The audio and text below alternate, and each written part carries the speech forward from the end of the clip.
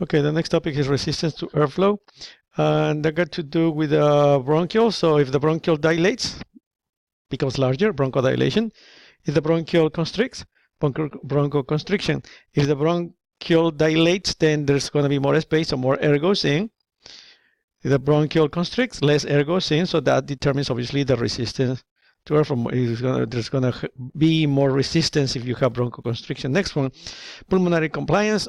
Pulmonary compliance got to do with the ability of the lung to expand. If you have a scar in the lung, like for example, for somebody that has tuberculosis, then the lung will not be able to expand the way it's supposed to. Therefore, you're going to have less air going into your lungs.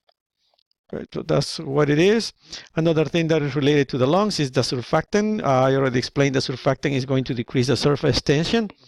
And if it decreases the surface tension at the level of the alveoli, therefore the alveoli are going to be able to expand. Remember, there is fluid inside the alveoli, and this tends to collapse the alveoli. But because of the presence of surfactant, the alveoli will remain open. Okay, so that's the main job of the surfactant. So let's keep going down. Next topic is alveolar ventilation. That's basically the amount of air that goes in and out your lungs, inhaling and exhaling, basically. How do you measure that? You measure it with a device called a spirometer, right here, spirometer. Okay. So, and the process of measuring these values, the amount that goes in and out, is spirometry. Let's keep scrolling down. And there's multiple different types of volumes and capacities. That's the concept that you need to understand. So capacity, let's say you have a bottle and this bottle is for 10 liters. So the capacity of the bottle is 10 liters. Now you fill this bottle with 7 liters of water. Okay. What is the capacity of the bottle? 10 liters. What is the volume that this bottle of water has? 7 liters. So the volume is 7, but the capacity is 10. In some circumstances, the volume and the capacity are going to be the same if you fill the container, in this case the bottle, with water, right? So in that case, the capacity will be exactly the same as the volume. So which ones are the volumes and the capacities that we have in our lungs? You have in here the names. Let's try to find for a table where we can find this. Right here you have an spirometer. You can see the person blows in. So you can measure these things. This is very confusing. I would not recommend to take a look at that. Might as well just take a look at this table. In this table, you have the different volumes, the values, and the definition. You also have the capacities and the definition for each capacity. So make sure that you understand what are these volumes, because you may have questions about this in your exam. There's variations in respiratory rhythm, obviously, because we are not constantly just resting. So we are exercising, we are laughing. So because of this, there's going to be changes in ventilation. Okay, so it's not always the same all the time. So that's it for this topic. The next topic in this chapter is gas exchange and transport. So the first thing that we have is composition of air. As you can understand, the air is not pure oxygen, right? So then right here you have a table where you can see the composition of the air. So the most important or most abundant one is nitrogen. So most of the air that we have in the environment is nitrogen. 20% is oxygen, approximately. Little amounts of water and carbon dioxide. Right here you have inspired air, the air in the environment, but this is the air that you have in your alveoli. Take a look at the difference in pressures that you're going to have. The reason for that is because in your alveoli, you always have air that gets trapped in there, and there's always some moisture. Okay, so because of that, when this air from the environment goes inside your lungs, it gets mixed with this carbon dioxide that is left, or this oxygen that is left in your lungs, and also with the small amount of water that you have in there. And because of that, there's changes in the amount of the percentages of these gases that we have in our lungs. Okay, next thing we have right here is gas exchange. So if we keep scrolling down, we need to exchange the gases between the alveoli and the capillary. How does that happen? That applies, with that we need to apply the Henry's law, in which he says that, for a given temperature, the amount of gas dissolves in the water depends on the solubility and the partial pressure of that particular air. So if we keep scrolling down, we can see right here that what makes this gas exchange vary from one time to another? Well, pressure gradients of gases. We said that we have different gases. So if the pressure on these gases change, that's going to change also the gas exchange. You have a figure in here where you can see you have oxygen, carbon dioxide.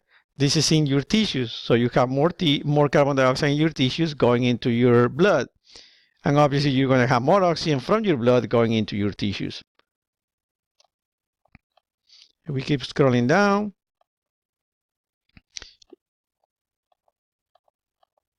Right here you have another table where it says that the more pressure you have, the more unloading of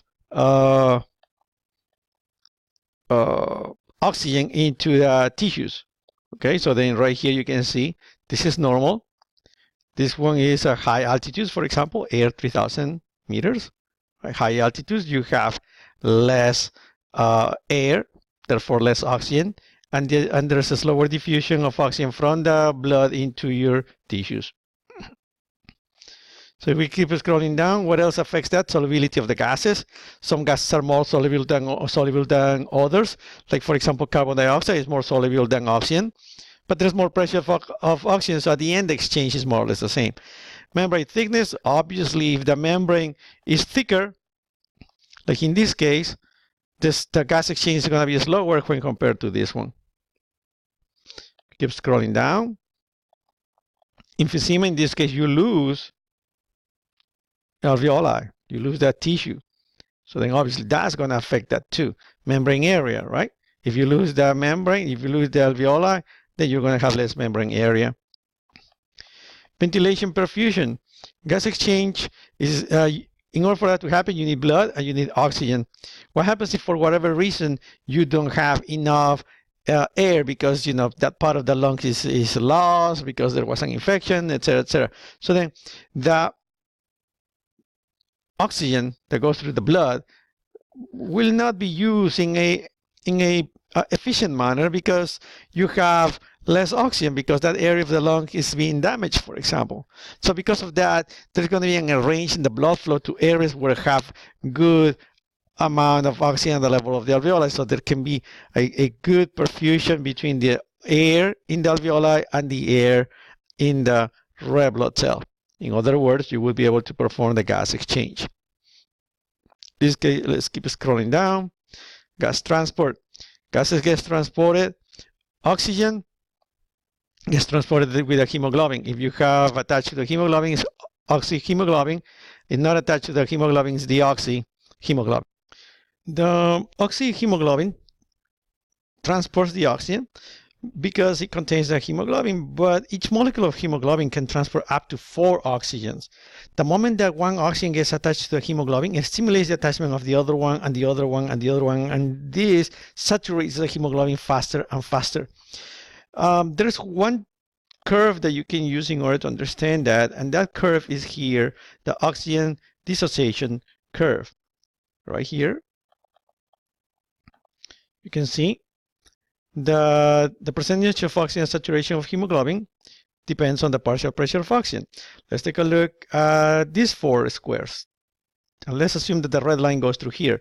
So when the partial pressure is 20, the percentage of saturation is 20.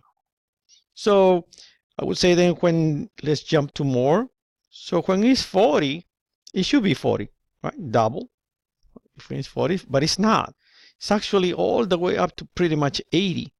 Why? Because this part shows you that when it attaches one hemoglobin, the attachment of the other oxygens to the hemoglobin is faster and faster and faster. Therefore, there's a steep increase in the amount of oxygen saturation, as you can see it right here. Right here, the saturation does not continue because basically all the hemoglobin is already saturated with oxygen, so it doesn't matter how much oxygen you are going to add to it, it will not increase or it will not turn into more saturation. Okay, so let's keep scrolling down. And the next topic that we have is how the carbon dioxide and how the oxygen are going to be transported.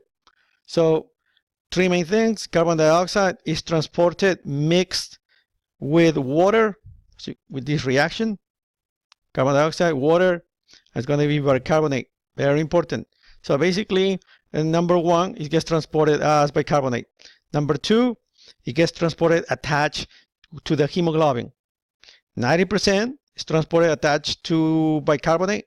5% is attached to the hemoglobin, and the 5% remaining is going to be free in the as dissolved gas in the blood. Okay, so remember these 3 parts and how the hemoglobin gets transported. Most of it as bicarbonate, then attached to the hemoglobin, and the last one is free as dissolved gas. That's the main thing that you need to remember about that part. Right here, systemic gas exchange, the tissue, and the blood. So since this is a tissue, we need to give blood to the tissue, oxygen to the tissue, and the tissue must provide the carbon dioxide back into the red blood cell. Why do we have 3 arrows? Because we know that the carbon dioxide gets transported in 3 different ways. Carbon dioxide gets dissolved as a gas, right? It's just free as a gas, dissolved gas in the blood.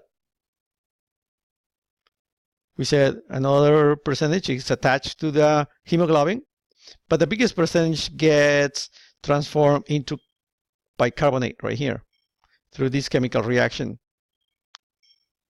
Carbonic anhydrase is the enzyme that is going to allow you to have this type of chemical reaction. One very important part in here is that this bicarbonate can be used as a buffer in order to control pH.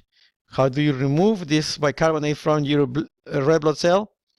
Because you can exchange it with chloride, and this is called the chloride shift.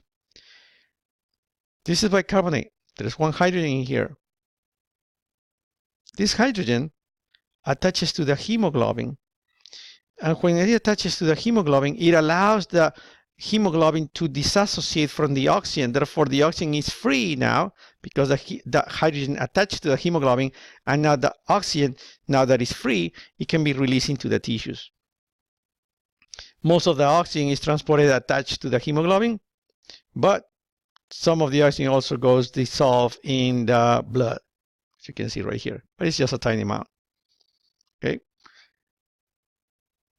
and that's about it. Before we move to the next topic, let's scroll up so we can see what factors affect the gas exchange as a review of this topic, because this is important. Okay, so we have gas exchange. What factors affect that? Pressure gradients, right? More gas exchange. Less gas exchange. Next topic, what else affects that? What else affects the gas exchange? Solubility of gases. For example, carbon dioxide is more soluble than oxygen. Membrane thickness. Yes, the thicker it is, the less gas exchange can happen because the gases will not pass through easily. Next one, membrane area. If you're losing the alveoli because you have a disease, then obviously that's not going to allow the gas exchange to happen. Next one, ventilation perfusion. If you don't have enough perfusion, if you don't have enough air in here, it doesn't make any sense to provide a lot of red blood cells in here because gas exchange will not happen. So the red blood cells will get rerouted into another areas where there is more oxygen. Okay, and that's it for that. Then let's go back to this again, and everything that I was talking about in here is the gas exchange and how the carbon dioxide and the blood gets transported. Well, remember, the respiratory system have other functions, and these other functions, for example, relate to the pH. Can help you control pH by controlling the carbon dioxide.